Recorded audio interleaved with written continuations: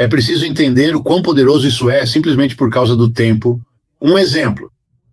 Os Estados Unidos decidiram que não poderiam ousar travar uma guerra com a Rússia na Ucrânia usando armas nucleares, porque então todos morremos e o jogo, esse jogo absurdo, acaba. É preciso compreender o quão poderoso isso é. Apenas por uma questão de tempo, um exemplo. Os Estados Unidos decidiram que não poderiam ousar travar uma guerra contra a Rússia no território da Ucrânia, usando armas nucleares, pois todos morremos e o jogo, o absurdo, termina. Então, o que poderiam fazer? Armas convencionais. Ficou bem claro desde o início que isso também não funcionaria. Os russos têm muitas delas, e algumas das que os russos têm são melhores do que as do Ocidente.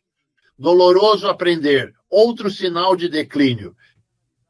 Então, o que foi que eles fizeram? Decidiram atingir a Rússia com sanções. Não compraríamos seu petróleo e gás, dos quais a economia russa muito depende. Os europeus se alinharam. Não permitiremos a entrada do seu gás e petróleo. E para deixar bem claro, alguém explodiu o gasoduto Nord Stream, para que literalmente não pudesse chegar, porque o gasoduto foi destruído. Bem, o que aconteceu? Um erro de cálculo. Que tipo de erro de cálculo, afinal? Os russos podiam vender seu petróleo e gás a outros se os europeus não comprassem. Eles então venderiam para a Índia e para a China, que absorveram tudo. Não, sem problemas. O Ocidente não tinha percebido. O Ocidente não tinha planejado. O Ocidente não tinha visto essa possibilidade. Então, mesmo com todas as sanções, a guerra foi perdida de qualquer maneira. Biden disse: colocaremos a Rússia de joelhos. Não ocorreu. O rublo russo ruirá. Não ocorreu. O maior impacto econômico desta guerra contra a Rússia recaiu sobre a economia europeia, a qual se encontra em um declínio bastante acentuado neste momento. Isso significava que os calculistas em Washington, que pensavam que a guerra de sanções resolveria o problema, não entendiam o declínio da economia americana. Então, o Sr. Trump tem certeza. Ele culpa o Sr. Biden e, por extensão, o senhor. Os presidentes Obama, Clinton ou Bush.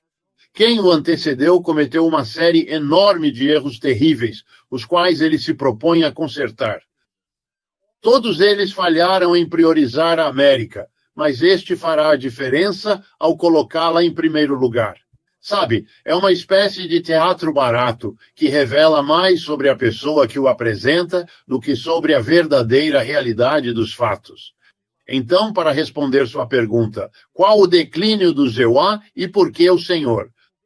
O Trump está falando não é isso. E por qual razão o que ele propõe não constitui uma solução para essa questão? O declínio está ligado a algo que poderíamos até classificar como natural.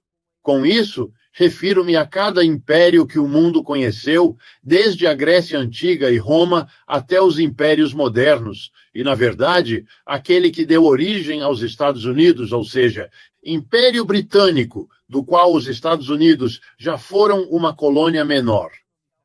Nunca tão importante para a Grã-Bretanha quanto a Índia, nem quanto grande parte da África, principalmente a do Norte, mas uma parte importante, pela qual lutou para manter a guerra revolucionária do século XVIII. Certo. Os Estados Unidos herdaram o Império dos Britânicos. Já no final do século XIX, e certamente na época da Primeira Guerra Mundial, no século XX, o Império Britânico estava em declínio e o Império Americano estava ascendendo para substituí-lo. E a ascensão do Império Americano estendeu-se ao longo de todo o século XX. Foi uma boa jornada para os Estados Unidos, no sentido de que, durante a ascensão do Império, quase todos os barcos foram levantados. Pelo menos os americanos brancos desfrutaram de rendas crescentes, mais oportunidades de emprego, melhores moradias, escolas públicas e assim por diante. O século XX foi uma época notavelmente boa para os Estados Unidos, porque vivíamos em um império em ascensão. Já no século XXI, mais precisamente nos últimos 20 anos, o que devíamos saber que vinha, chegou. Todo império que ascendeu, eventualmente caiu. Todos, sem exceções. Um apostador inteligente teria compreendido em 1940, 1960 ou 1980 que não se tratava de saber se o império e a economia entrariam em declínio. Mas, e o quando acabou de chegar há mais ou menos 15 anos, de acordo com a minha contagem. Mas mais ou menos nunca é algo que acontece num instante. E aqui estão alguns dos sinais, se quiser. Pode ter perdido um ou outro, mas somando tudo o que vou te dar, é inconfundível. A Guerra do Vietnã foi entre os Estados Unidos e o Partido Comunista, inicialmente do Vietnã do Norte. O Partido Comunista do Vietnã do Norte venceu e os EUA perderam. Essa é a realidade. O governo do Vietnã unificado, Norte e Sul, desde então, desde 1975, tem sido o Partido Comunista. Então, nosso inimigo venceu. Nós fomos embora e perdemos. Pouco tempo depois, travamos uma guerra no Afeganistão contra algo chamado Talibã. Perdemos, eles ganharam. Quem governa o Afeganistão agora? O Talibã. Perdemos no Iraque, queríamos eliminar, nada funcionou. Sim, Saddam Hussein se foi, mas as milícias xiitas e outras forças são elas que governam o Iraque atualmente. E estamos no processo de perder a guerra na Ucrânia. Estes não são apenas eventos isolados, eles vêm um após o outro. Além disso, estamos a perder. No caso do Vietnã, no caso do Afeganistão, no caso do Iraque, contra países, nossos adversários, que estão entre os mais pobres do planeta. E aqui estamos nós, a potência rica, e não conseguimos vencer essas guerras. Isso deveria ser um tipo de momento de, opa, o que está acontecendo aqui? Mas os sinais são ainda mais claros e fáceis de identificar. Em economia, há uma medida da força e da importância da pegada de uma economia no mundo, em qualquer país. Nós somamos o valor total de bens e serviços produzidos em um país durante um ano. Chama-se PIB, Produto Interno Bruto. Mantemos registros. Sabemos o da Rússia, o dos Estados Unidos, o da Nigéria e assim por diante. Certo, o PIB dos Estados Unidos e o de seus principais aliados some todos juntos. Os principais aliados são chamados de G7, outros 6 países, além dos Estados Unidos, que estão agrupados em uma aliança sólida. Contudo, hoje em dia, com o senhor Trump, podemos discutir a quão sólida ela é. Os outros 6 são Canadá, Japão, Grã-Bretanha, França, Alemanha e Itália. O G7, o grupo das 7 nações potências, foi o cerne do período do Império Americano. Era para lá que todos iam quando precisavam de dinheiro. Qualquer país que quisesse construir uma ferrovia ia lá, fazia um empréstimo, um investimento, iam a Washington, Londres, etc. Agora há um novo jogador na cidade. Eles não são a única potência econômica. E o que se vê é que desde 2020, por 5 anos, não são nem a potência econômica número 1, muito menos a única. Eles foram superados. Existe outro centro de riqueza e poder mundial. A economia central lá é a República Popular da China, com seus aliados, a que chamamos BRICS, BRICS, Brasil, Rússia, Índia, China, África do Sul, aos quais se juntaram muitas outras nações. Agora conto cerca de 22. O interessante destes 22 é que juntos os seus PIBs, se os somar, são consideravelmente maiores do que o que se obtém se somar os PIBs do G7, dos Estados Unidos e dos seus aliados. Os Estados Unidos e seus aliados somam cerca de 28% da produção mundial. Se somarmos o PIB dos BRICS, o resultado é cerca de 37% da produção mundial. Opa! É aí que a riqueza do mundo se concentra atualmente, e não em Nova York e Londres. E o mais interessante é que isso está se manifestando por toda parte. Todo país africano que pensa em construir uma ferrovia vai a Washington e Londres para conseguir financiamento e fazer acordos, às vezes. Podem colocar essas potências uma contra a outra e todos o fazem. Eles vão para Pequim, Nova Delhi ou outro lugar para ver se conseguem um negócio melhor, o que frequentemente ocorre, razão pela qual as ferrovias na África são construídas mais por eles do que pelo G7. E eu poderia seguir e seguir falando sobre isso. O Fundo Monetário Internacional, uma instituição estabelecida pelos Estados Unidos e pelo G7, e fiel e partidário a eles, divulga anualmente como cada economia está crescendo, não o seu produto interno bruto, mas como esse produto interno bruto evolui. Eles divulgaram na semana passada os números para o ano de 2024 recém-concluído. A economia do ZEUA cresceu 2,8%.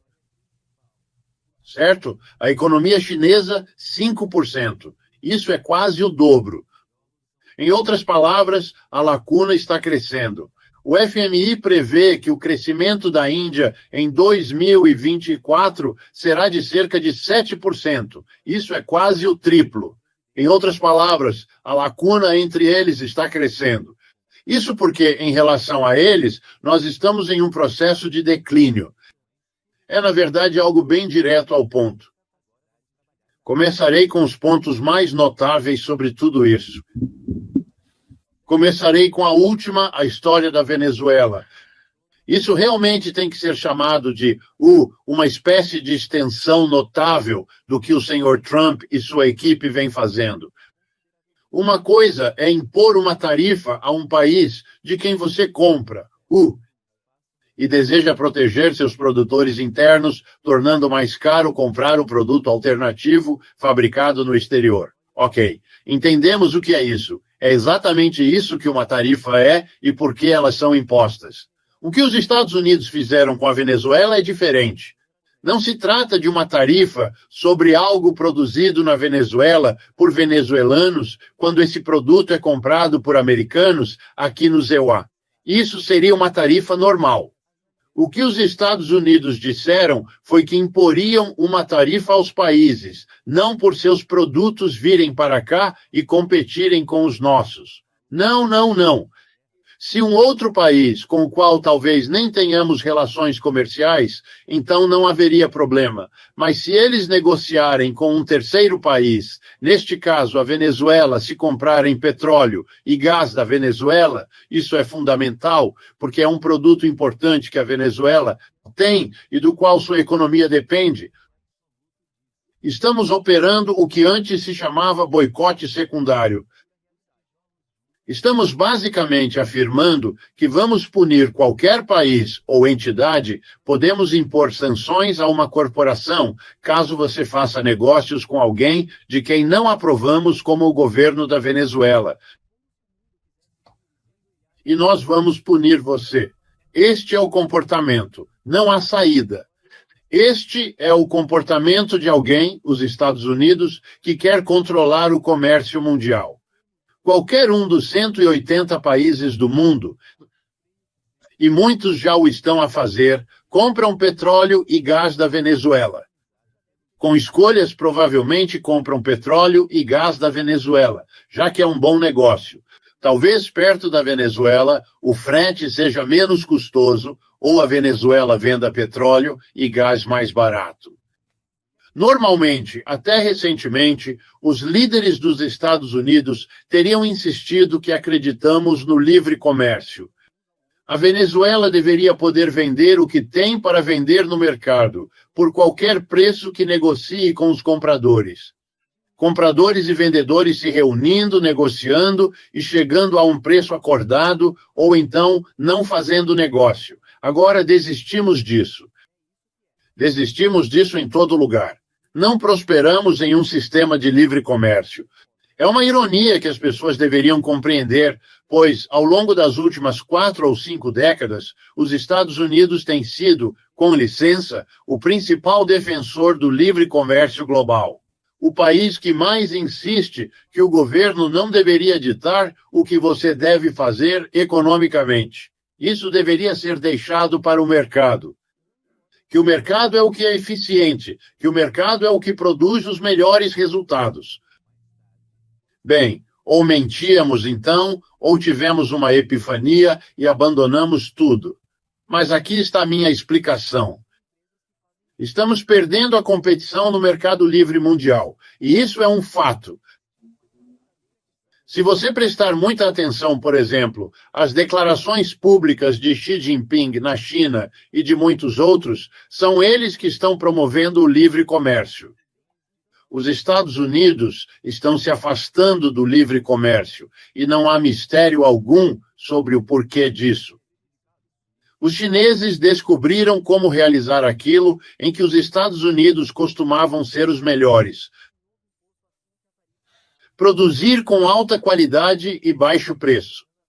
Bem, os chineses agora estão nos mostrando que outros podem fazer o que os Estados Unidos fizeram, assim como os Estados Unidos mostraram aos britânicos há 100 anos que nós poderíamos fazer mais e melhor neste país do que eles podiam lá. A competição tem vencedores e perdedores. E o que os vencedores costumam esquecer é que, ao vencer, você está dando um incentivo para que o perdedor que você derrotou volte para te vencer na próxima vez. Funciona assim nos esportes e funciona assim na economia também.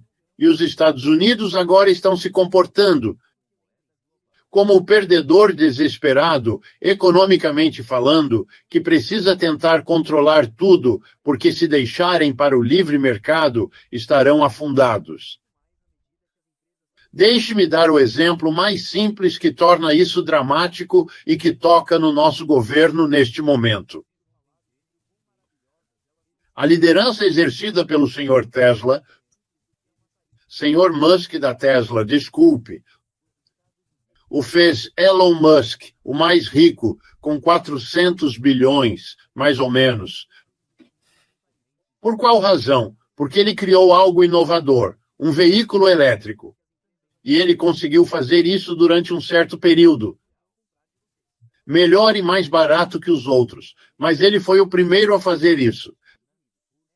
Se há um mercado, como temos no mundo, nenhum país consegue controlá-lo, porque são todos os diferentes países do mundo. Os Estados Unidos tentam controlar, mas não terão sucesso. Ninguém nunca conseguiu.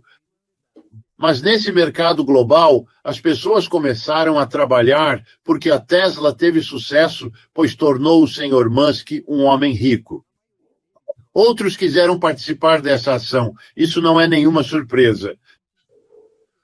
Entre os muitos que entraram na onda, há uma corporação chinesa. Na China, existem cerca de 30 fabricantes de automóveis, mas uma das maiores e mais famosas se chama BYD Corporation, que, se estou bem informado, na verdade significa em inglês Build Your Dream. A BYD Corporation começou a trabalhar. E sabe de uma coisa? Eles produziram um veículo elétrico melhor, a um preço mais acessível do que o Tesla do Sr. Musk. Então, em todo o mundo, principalmente nos últimos 6 meses, o Sr. Musk está tendo cada vez mais problemas. Os números de vendas da Tesla estão, de fato, em declínio. A propósito, já estavam caindo antes da saudação nazista e tudo mais. Aquilo piorou, mas ele está perto. E ele está perdendo na Europa, está perdendo aqui nos Estados Unidos e caiu para o segundo lugar na China, onde a BYD vendeu, no último ano, mais carros do que o senhor Musk. Ele está sendo derrotado na mesma competição em que anteriormente ele era um vencedor. Compreende? Essa é, na verdade, a história dos Estados Unidos. E a questão agora é, você encara isso e elabora um plano, um programa? Como vamos lidar com isso? Ou você fica desesperado e tenta controlar tudo? Mas, infelizmente, parece que o senhor Trump é um partidário de tentar controlar tudo. No entanto, isso não vai funcionar. Os venezuelanos contornarão isso, assim como os russos contornaram as sanções que deveriam tê-los derrotado na Ucrânia. Os iranianos contornaram as sanções que deveriam extingui-los como força. A Coreia do Norte é igual. Qual é? Nós devíamos ter aprendido. Temos mantido um embargo total a Cuba por mais de meio século, e isso claramente não funciona.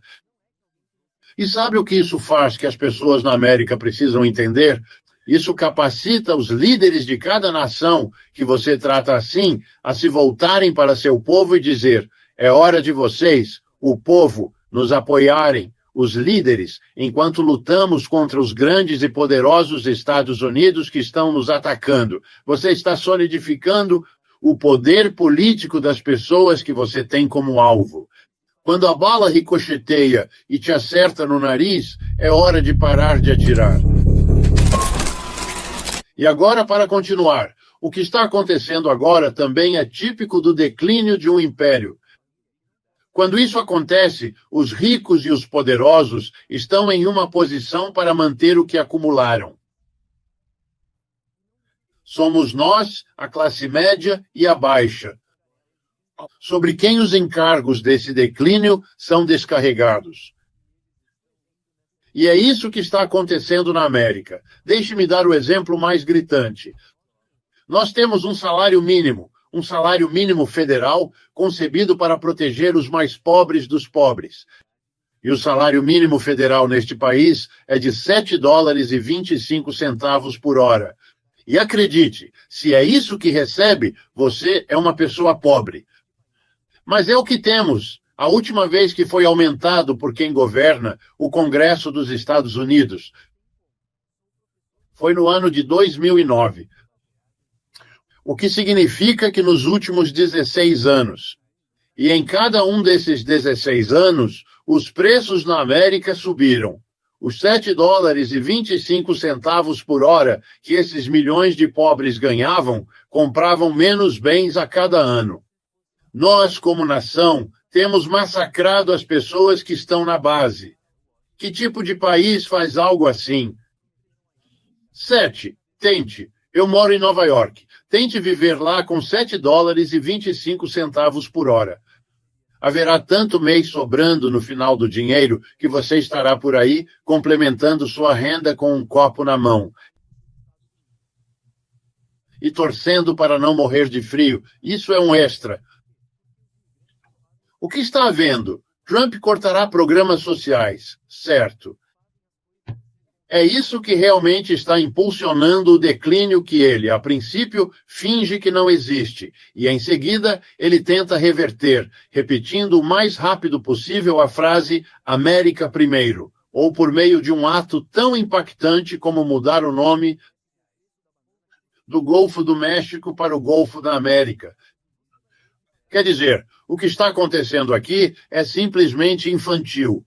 É uma incapacidade infantil de enfrentar o problema combinada com pura teatralidade, ao invés de um programa sério.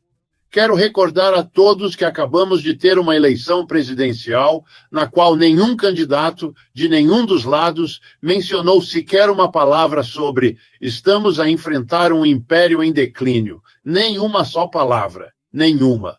Este país se encontra no que psicólogos denominam negação. Entende o que isso significa? Quando um relacionamento importante para você dá errado, sabe? Ele entra em crise, desmorona, como às vezes acontece, E então, há aquele instante peculiar em que um de seus amigos, por fim, te faz perceber a verdade e você se sente péssimo, não apenas porque o relacionamento se desfez, mas por ter sido o último a realmente captar a situação, pois você a negou. Havia sinais do que ele disse ou fez, ou deixou de dizer ou fazer, mas você os ignorou por querer manter. É compreensível, eu entendo isso. Sou americano, nasci, vivi e trabalhei aqui a vida toda cercado por compatriotas. Mas receio ser eu quem tem que dizer a eles, olha, este é o problema, senhor. A fanfarronice vazia do senhor Trump nem sequer reconhece que há um problema. Muito menos apresenta uma solução para ele. Você vai se apoderar do Canal do Panamá? Sabe o que isso parece? É como receber um diagnóstico de câncer e dizer, certo, já sei o que fazer.